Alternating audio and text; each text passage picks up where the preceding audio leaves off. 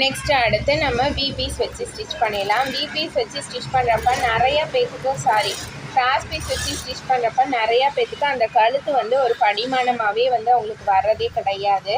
Cross piece கரெக்டான கிராஸில் நம்ம வச்சு ஜாயின் பண்ணணும். கிராஸ் கட் பண்ணும்போதுமே நம்ம வந்து கரெக்டாக வந்து வைக்கணும்.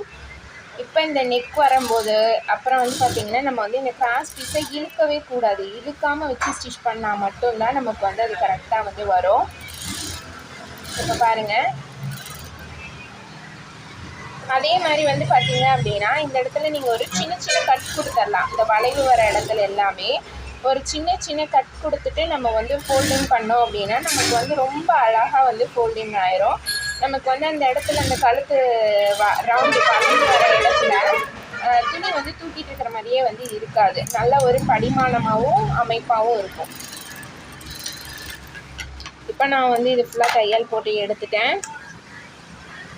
எனக்கு வந்து பார்த்திங்க அப்படின்னா அந்த மாதிரி கட் கொடுக்க வேண்டியதே இல்லை. ஏன்னா நான் கரெக்டான சைஸில் தான் வந்து கிராஸ் பீஸோட கரெக்டான அளவில் தான் நான் வந்து கட் பண்ணியிருக்கிறேன். பீஸ் எடுத்துருக்கிறதே நமக்கு இப்படி ஃபோல்டிங் பண்ணாலே வந்து சரியாக வந்துடும்.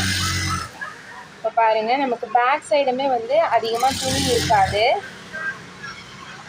உங்களுக்கு இந்த மாதிரி இடத்துல கரெக்டாக படிமானமாக வரல அப்படின்னா அந்த இடத்துல வந்து ஃபோல்டிங் பண்ணுறப்ப சுருக்கம் வருது அப்படின்னா நீங்கள் கரெக்டான சைஸு அந்த கரெக்டாக கிராஸ் பீஸ் எடுக்கலாம் அப்படின்னு அர்த்தம். கரெக்டாக இது மேலே குதிரோட தையல் ஊசியோட தையல் வர மாதிரியே போட்டுக்கோங்க. அதுக்கடுத்து இதை ஒரு ஃபோல்டிங் பண்ணி நம்ம ஒரு ஊசியோட தையலும் குதிரோட தையலும் வந்து போட்டு எடுத்துக்கலாம்.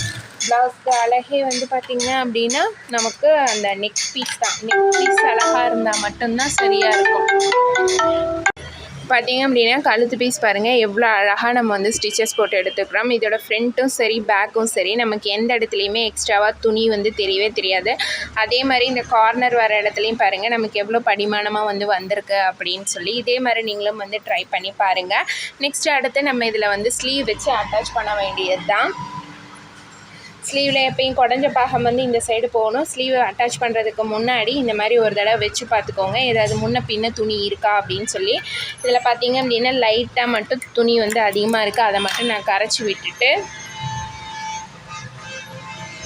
ஃபஸ்ட்டு சென்டரில் இருந்து தான் நான் வந்து தையல் போடுவேன். அப்போ தான் நம்ம கரெக்டாக இருக்கும்.